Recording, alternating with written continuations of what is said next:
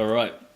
Welcome back to the Open Up podcast, everyone, into episode 63 with the mental health fitness coach, Michael Hayes. Brother, thank you for taking the time to do this. No worries. Thanks for having me on. Very excited to be on. Usually the first question is a deep one, but we'll keep that for number 2. First off, mental health fitness coach. What is it? Yeah, so mental health fitness coach is just something that I suppose happened by accident, really, for me. It was me going along my life, doing my own thing. I've never had any mental health issues myself. I've never had any depression or anxiety or anything like that. And I kind of floated through life, this happy-go-lucky, Irish bloke, just loving life, living it to the fullest. And bit by bit, things started to happen where I noticed that mental health was a real thing in the world, and that people were quite, going through quite a lot of struggle in their own way. And all of a sudden I thought, okay, well, I'm in a position where I was a PT and I was working in a gym, and I'm a health and fitness coordinator now. So a lot of people kind of look to me for exercise advice and stuff. And I suppose a long story short, I realized that I needed to do more. And that all came from a time when I was working in the gym and we did this 30 minutes of exercise for 30 days challenge. And that was for Mental Health Week. So we were doing this challenge for the month, and I think I'd only just started Instagram. This is probably 3-4 years ago now at this stage. And I was putting stuff up on Instagram about, the link between exercise and mental health, and obviously the positive link that there is between those two. Yeah. And through that process, I got lots of comments from people that I knew and my family and things where they were like, oh, I've struggled with mental health, and, this was stuff that I had never known. And I kind of thought, oh God, I'm floating here through life thinking everything's great, and, it's all full of positivity and just doing my regular thing, and kind of blinding myself to what's actually out there. I think I might have went through life thinking, if I thought someone was having a bad time, like my automatic reaction being a positive person is, they'll be fine, they'll be right, I'm sure they'll get through it, don't need to worry about it, don't need to go and ask them how they're going or check in or do anything like that. So through that 30 days, just lots of conversations with family members who I never realized had gone through mental health issues, close friends who I realized had never gone through mental health issues. And from that, I thought, well, I'm in a position here where people look to me on exercise and fitness. So I'm going to start linking the two of those and pushing that message out there. Because also at the time you had the era of fit tees and booty bands and the top 3 exercises for your abs, and exercise was all about body image and how you looked or how fast you ran or how quick you could cycle. It was never about sleep and mood and how you could manage your relationships and how you got through your general day-to-day lives, and you manage things that come up at work. That was just something that no one ever related back to exercise. Everyone knew that was a part of it, but the main goal for everyone that I've found is image or a time goal or some sort of a tangible goal, and not an actual feeling goal behind it. So I'm trying to get people to realize a little bit more that, yes, there's nothing wrong with having a goal of looking better or getting a six-pack. That's fine, but that can't be your underlining be-all and end-all. This is all I want. It needs to be more than that, and more about how do I feel rather than how do I look, or am I achieving a time goal?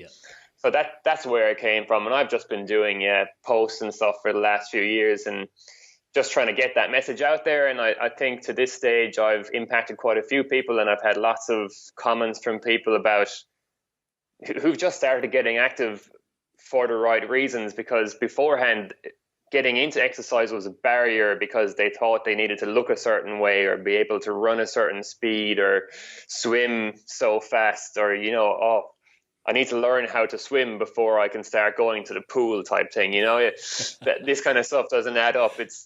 Mate, that sounds exactly like me. yeah. I do. The weekly park runs every week, and I've had numerous people tell me, "Oh, I can't do that 5K run because I can't run 5K yet." I go, "Well, no shit, you can't run 5K yet. You're not running. Like, you need to get out there. You need to start, and don't have that running goal that that time be your main goal. Just get out and enjoy it and meet new people, and you'll see the good mood benefits you get from it and how it'll affect your mental health." So that's the kind of message that I'm trying to preach with Mental Health Fitness Coach. And don't get me wrong, I'm not saying that having a body image goal or a running time goal or whatever it is a bad thing. It's just, it shouldn't be the be all and end all of what we're doing. Yeah. Yeah. And with that body image goal, usually you feel you want to achieve that body image goal because you feel a lack in terms of how you look. And usually when you strive to achieve that sort of body image goal through lack, it's because you have an underlying need that you need to quench. Like you have this thirst for validation to feel like you're enough. That's most people's underlying need when they sort of attempt a physical transformation like that. Yeah, and people just get lost to the fact that probably the real underlying reason that they're doing it is to feel better and have more energy and sleep better. Like, that's what people really want, because you get overweight and you walk around and you're lethargic and you can't manage your relationships, and you have a go at someone at work because you're just having a shitty day and you can't handle it, and you go, "Oh, I need to get exercising, and I need to look better, and I need to, it's the look it shouldn't be the goal. It should be the mood and the feelings." And I think for a lot of people, they know that is the goal, but they get bogged down in the tangible goal of the six pack, and I have to get that to be a better person. Well, no, you don't. You just need to get moving. You can still be the same weight and be a better person. I'm stoked you're doing this then, bro. Definitely need people like you sharing a message like this. Couple things I want to touch on from that. And you said like you were this happy-go-lucky guy and you had an attitude when you, I guess, subconsciously had an attitude of, oh, they'll get through it because you were so happy-go-lucky. And I think for anyone listening who is like that, that's okay, because until you've gone through something yourself, or I guess with someone who goes through like a depression or anxiety, anything to do with mental health, you're not going to have that reference point to cultivate that empathy and I guess understand where that person is coming through. So if you are that person you're listening, it's okay to have that mindset, especially if you haven't gone through it. And the other thing is, just want to acknowledge you for starting this after having people in your network, your family, come out of the woodwork while doing that 30 minutes for 30 days challenge, whatever you're doing. That's pretty dope, man. Cheers. Yeah, like, look, for me, after I'm Irish, obviously, as you can hear, or you might think I'm Australian. Some people think I've got that accent. When you say Instagram, you sound Australian. Instagram, mate. There you go. I moved over here about, oh God, how many years is it? 6 or 7 years ago now. But and I met a girl, and we started going out, and my first exposure to anything mental health wise was through my partner who had depression. But like my very, very first exposure to mental health was lying in bed with my partner, and she was crying, and for no reason whatsoever. And it was just then when she was like, I've got depression, or that's just something that's in my life. Wow. And I was kind of lying there going, shit, what are you crying for? Like, what? It was all of a sudden, okay, well, I need to figure out what depression is first of all, and figure out exactly what it is that she's going through, because I had no idea. I was a 21-year-old guy, and mental health wasn't a thing that we talked about in Ireland all that much at the time. Going back 6 or 7 years ago, mental health wasn't as mainstream as it is now. We didn't have people like you going out there and pushing the message. So I kind of went through a lot of my life just oblivious to the things. And to be honest, a lot of people just didn't talk about it as well. So, you wouldn't really have come across it. So, yeah, I was just lying in bed going, all right, I really need to figure out what this is, what's going on, how can I help, what can I do, or did I do something wrong, or what's actually happening here? Um, but she we had chats about it afterwards, and she explained it to me, and I did my kind of research, I guess, into it all, and we've worked not worked through it, but it's just part of who she is at the end of the day, and luckily she works in the disability sector herself, so she was very good to explain to me what's going on and what it's all about. And yeah, it was a big shock to the system for me, for someone who had no idea really what mental health was. I was kind of like, oh shit, right, Yeah. where to from here? Pretty cool the way you handled that, because I mean, as men, most of us feel like we need to be the provider or the protector. So if our partner was like that, crying, and you're like, it'd be easy as a protector to go, why are you crying? And then get defensive to shield yourself from being the one who's let that person down. So the fact that you could open yourself up to possibility and, I guess, be empathetic enough to be helpful, that's a pretty cool approach, man. Were you brought up like that? Yeah, Yeah. yeah, I would have been. Yeah, yeah, yeah, Um, always was. so can you walk us through the rest of the story from there? Yeah, so that was the first exposure for me, and that led on to a period for her. And this wasn't the first time that she had gone through it. She'd been living with it all her life. It was Okay. it wasn't out of nowhere for her. She knew that this was part of her life. So we were living together at this stage, so she had been able to kind of hide it a bit up until then. And yeah, we spoke about it, and she kind of realized that she needed to go and seek help. So she went, and I think for her at the time it was, I need to go and get help, otherwise I'll lose this relationship. And that was her viewpoints, or that's what she's told me since then.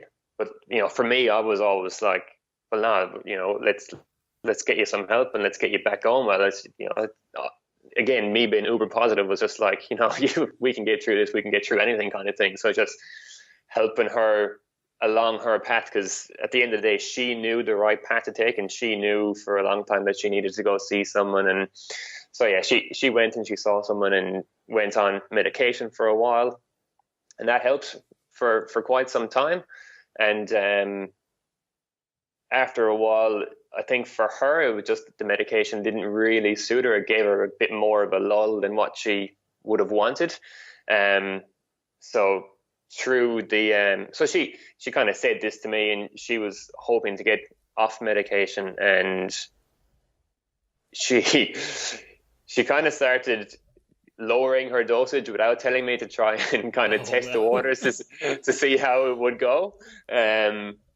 Which was, and that was just her way of doing it, because she didn't like she wouldn't want to burden anyone with anything, and she would often think, like, if I came home in a great mood and she wasn't in a good mood, or she was going through a bad time, that would bring me down. But at the end of the day, like, I'm me. It takes an awful lot to bring me down. So that was never the case, and it was just the way it was playing out in her head was, I need to sort this myself and get it right so that it's okay for me and Michael. But so initially she started lowering it herself, but then she told me, and she was like, oh yeah, I've been taking a tablet less a day or a week, or I can't remember how many what she was on. But I was like, all right, cheers for letting me know.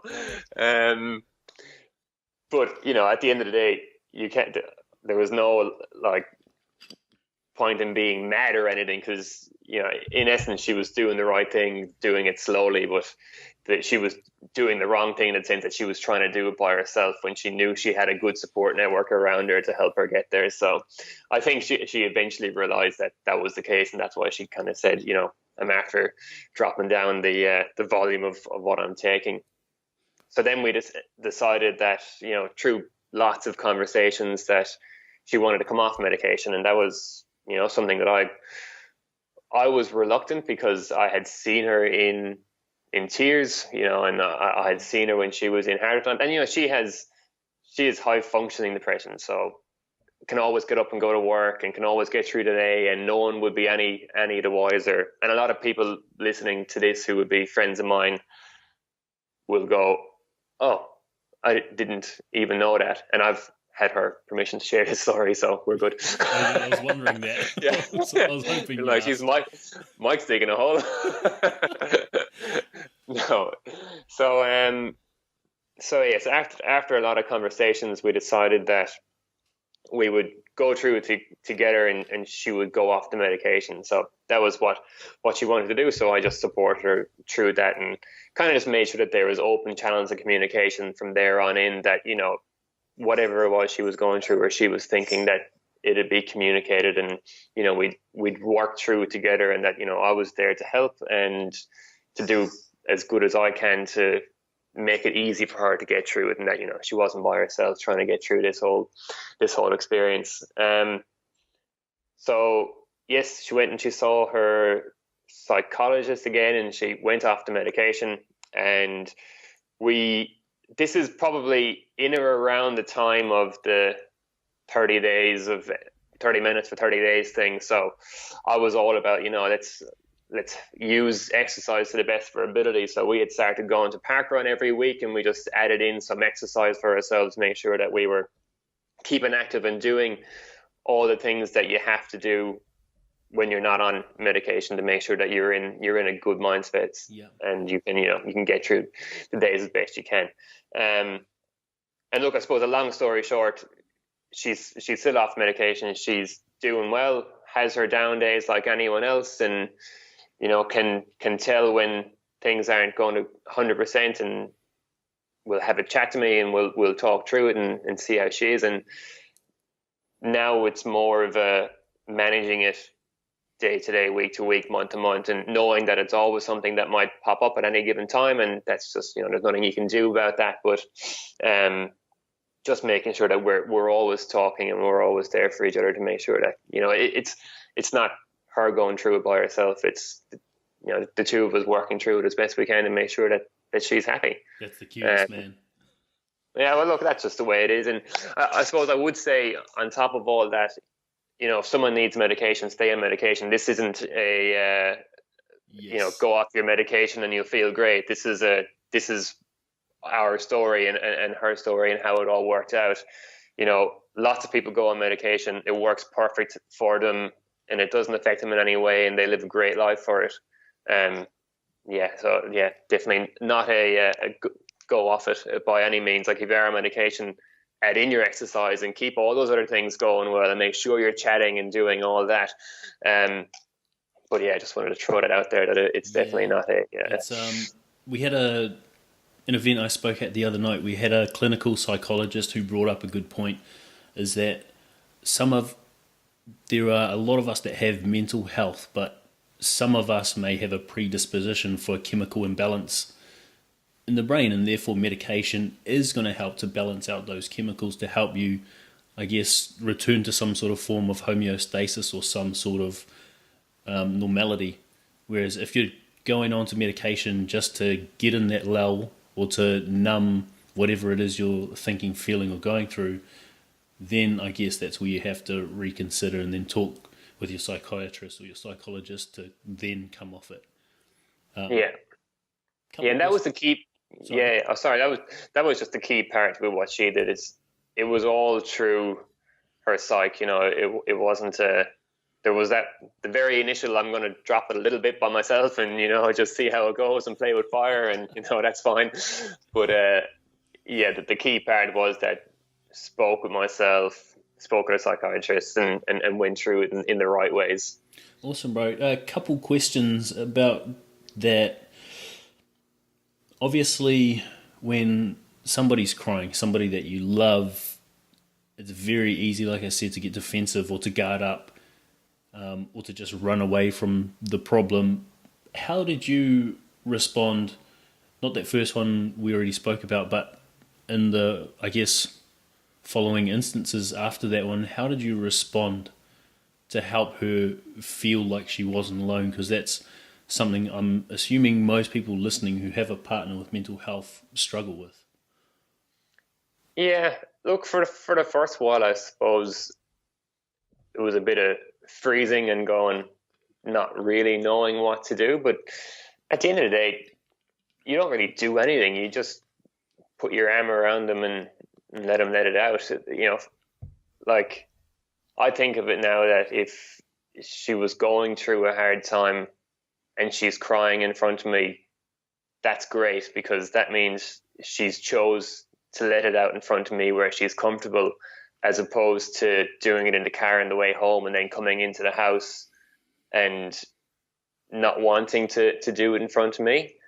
So that's an important shift in mindset too. A lot of people, if they shifted into that, I think the relationships would blossom just from going from that, oh, I've made you cry, to you're comfortable enough to cry with me.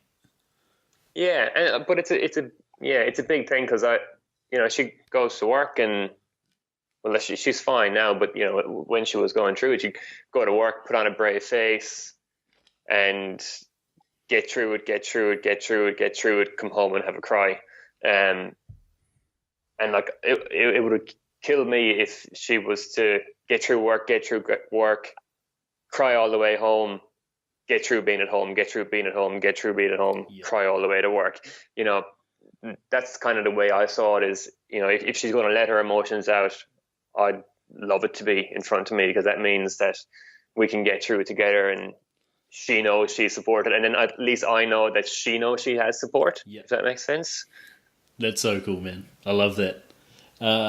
With her going and seeking therapy, you said she had been through this for most of her life, but how did you guys come to this, I guess, decision where she then goes to seek therapy? Because that's a massive barrier for a lot of people. Yeah, it was her decision, to be honest. It wasn't really anything to do with me. It was just more something that I was able to be supportive of. Before I moved in with her, she lived by herself, so she was able to have her tears at home where no one would, stare at her or, judge her or do anything like that. She only had her and the dog, so she was able to go home and let those things out. And from what she's told me, the decision, I suppose, to talk about it and to let it out was the fact that now this bloke's over at the house all the time. If she wanted to keep that relationship going, she needed to seek help to try and get better and to get through those harder times. So it was the therapy thing was really just herself deciding that that's what she wanted to do, and good on her. Like it might have taken her a little bit longer than what she might have wanted to get to that stage in her life, but she made it there and she got through it. That's awesome, man. Taking action. Yeah. Last one on that. What? Obviously, you can only speak for her in the sense that, in regards to the stuff that you know, but in terms of her seeking therapy, undergoing therapy, especially with a psychologist, what have you both learnt going through that process from the psychologist?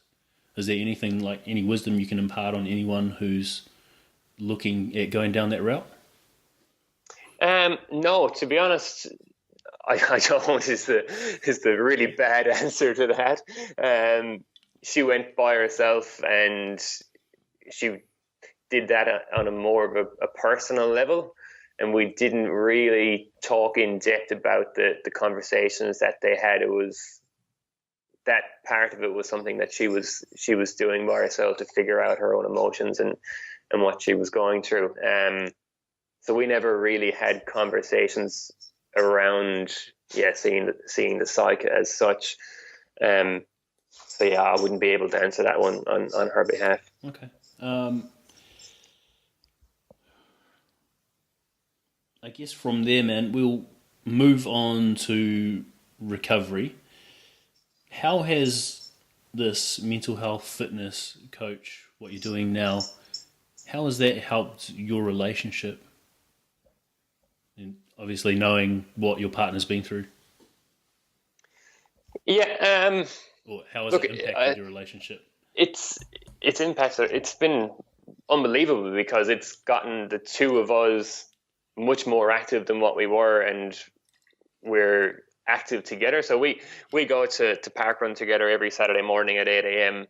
every single week, and that's something we do together as a couple. And it's just it's such a good start to the week for the two of us. We go, we do that, we come home, we take the dogs out. Like, we've got a good little routine where, we kind of know what we're going to be doing, and you get that kind of runner's high for a little while afterwards, and then you get your runner's low about 2 hours later, where you sit in front of the TV for an hour going, geez, I'm wrecked. And then you come back up again.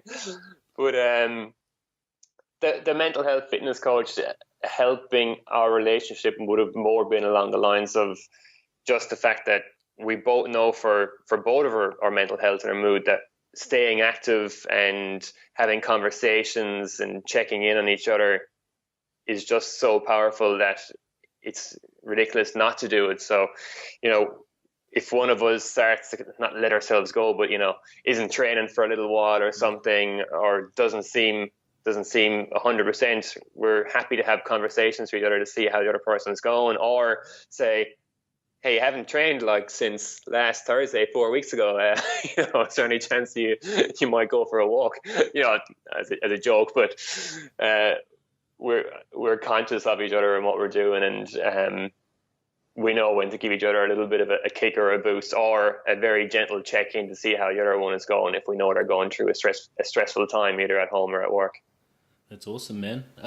In terms of her exercise, how has she implemented that? You talked about the park run, but how has she implemented that to help with the depression? Just very gradually. For her, it was, we started park run as a couple together doing that, and that was our weekly exercise. And she just very slowly built on that week by week, where she's going to the gym a couple of times a week now, and she was doing Pilates for a long time, and it's just, I reckon for the last at least 2 years she's probably exercised regularly 3 or 4 times a week, if at least 2 times a week, and it's just a daily part of what she does. So, and she keeps on top of it too, because for her, she knows that if she stops exercising and she starts eating unhealthy, that's when things start to come back up, and she doesn't start, she wouldn't be feeling. And it's the same with me. I'm a pretty positive person, but if I don't exercise for a week or even 4 or 5 days, I start getting itchy and scratchy and a little bit narky, snappy at people. So it's just something that the two of us do, and everyone should really be doing, is getting out and getting active, and being in the community, whether it's with parkrun or a local sports team or something like that. It's just so good for your overall mental health and your mood, and how you manage your day-to-day life and day-to-day stresses. I can't recommend doing exercise for the sake of exercise enough. There's a lot more to it than, as I was saying earlier on, the body image side of the health and fitness industry, and the booty band side of the health and fitness industry. It's, that's for Instagram models to go and to try and influence people on. But I think people like you and I, who have a little bit, hopefully, more common sense, take the common sense approach to exercise and your mental health. Now I do. yeah. Oh yeah, no, I was the same ones too. So for anyone who's, I guess, going through depression, who's considering exercise but is still in that low, is still worried about what other people are going to think of them, etc., etc., do you have any advice for how they should go about finding somewhere to exercise, or a particular type of exercise? Yeah, and I think even before the exercise, before they get to that, I think start having conversations with people about how you're doing. Exercise is great, and I'm preaching the exercise benefits for mental health, but you still need to be talking to your loved ones and letting your family know how you're going, and checking in on your best mates, or having conversations with your friends. That's for me, that's the number one step. I share a lot of, you obviously know, Are You Okay? I share a lot of their stuff about starting conversations around mental health and encouraging conversations around mental health. So, before you move down the line of getting your exercise program for your mental health, the conversations and the fact that you're sharing with people is much more important as a starting point. Yeah. But then when it comes to the exercise itself, do something that you like. The only thing you're ever going to be consistent at, and the only thing you're ever going to keep doing and enjoy doing, is something that you enjoy doing. Like, I spoke to a guy the other day, and we were talking about people who come into the gym. And like, from my perspective, if someone came into my gym and they said, "Hey, Mike, I've signed up for this 12-month membership, and I just don't like gyms." And if I was to say, "All right, well, have you tried a group fitness class?" And they're like, "Yeah, no, group fitness, that's not for me." I'm like, "All right, maybe you could go into the pool and you could try some pool exercise." Like, I just don't like the pool." And I said, "Well, what do you like doing?" And if that person was to say, "Oh, I love gardening," or "I love walking the dog," or whatever it is, like, I would tell them, go back to the front desk, get a refund, and go do that thing. Because there's no point in you being at a gym if you don't enjoy going to the gym. There's no point in joining CrossFit if you don't like CrossFit, or you don't like training in groups. There's no point in going playing AFL footy if you don't like playing AFL footy. There's absolutely 0 point in the world of trying the 6 best ab exercises that you saw on bodybuilding.com if you don't like going to the gym or doing those ab exercises. Find the thing it is that you love. It might be stand-up paddleboarding, it might be walking the dog, it might be gardening, it might just be walking. Whatever it is, do that. And if you're not sure what that is and you don't know what exercise it is that you like to do, then go and try a few things. Go join a gym down the road, or go try your local F45, or go and head to one of your local Les Mills group fitness classes. Go around, play the game, have a few different tries at places, see what it is that you went, "Oh shit, that was awesome, I really enjoyed that," and just keep doing that. Because at the end of the day, with exercise, as I said, consistency is the key to getting healthier, and you're only going to be consistent at the thing that you love doing. So like, for me, it's running. I really enjoy running, and I like lifting weights at the gym, which is unusual because it's sometimes can be boring, but I like it. So I do those things, and that's what I focus on. Like, I'm not out playing social netball on a Tuesday night because I do not like netball, and I don't join a local basketball team because I'm not a fan of basketball. I just do the things that I enjoy doing. And for anyone, for your starting point, it's do the thing that you like, and you'll do that more often. Awesome, bro. Last question on, I guess, this recovery and exercise specifically.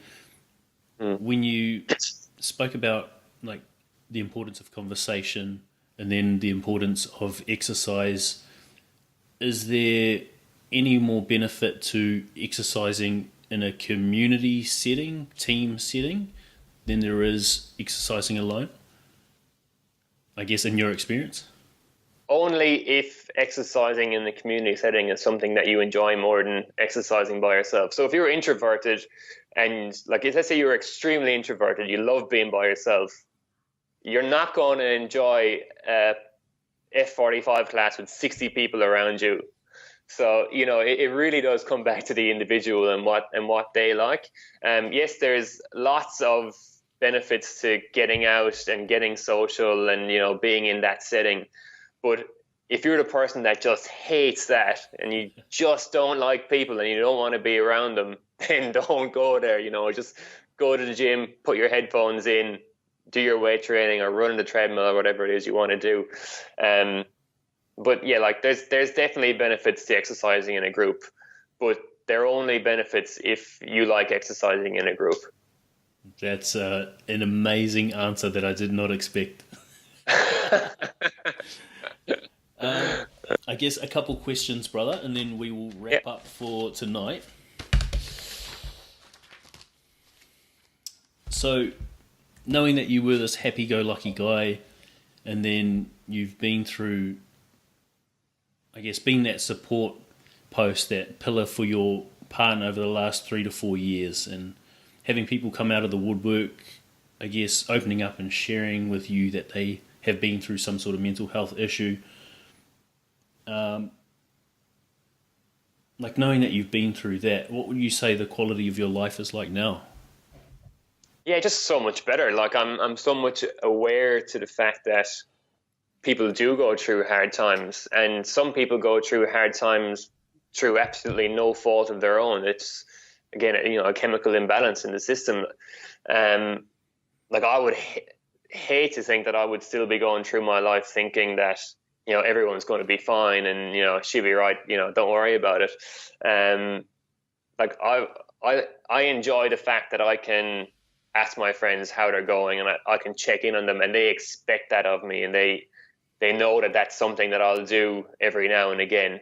And I also enjoy the fact that my friends will do it back to me, because they go, oh, well, he keeps asking me how I'm going, so I should probably see if he's going okay, which is great, because it means that, when I go through stressful times or things aren't going 100%, that someone will be there to check in and see how I'm going. So, yeah, it's changed my life absolutely for the better. That's awesome, bro. It's not only changed yours, but like as well as that, you're changing other people's lives. So hopefully, yeah. What are you most grateful for right now? What am I most grateful for right now? I suppose just being given the opportunity to chat to people about exercise and mental health, and being able to share a positive message. It's something that I love doing. Like I get really nervous before I come on and talk to people like you or things like that, and then I'm I get a little bit anxious about it. But when I'm on, I love it. So I'm grateful that I'm right now, over the last few weeks, I've had the chance to go on to some different podcasts and share my story, and kind of spread this message of positivity. And people think of mental health and they think it's all negative and it's all heartache and hardship, but there's so many positive things to it. And my partner's story is an extremely positive story. Yes, she went through some tough times, but that's a massive success story for her. And that's the way it should be viewed. It shouldn't be viewed, oh, that poor girl had depression, that must have sucked. She's come through it much stronger and much better person for it. So I'm just happy to be able to spread that positive message around. It's awesome, bro. All good change needs resistance. Yes, I love that. Good. You've probably already covered this, but do you know what your, I guess, bunny ears purpose is right now?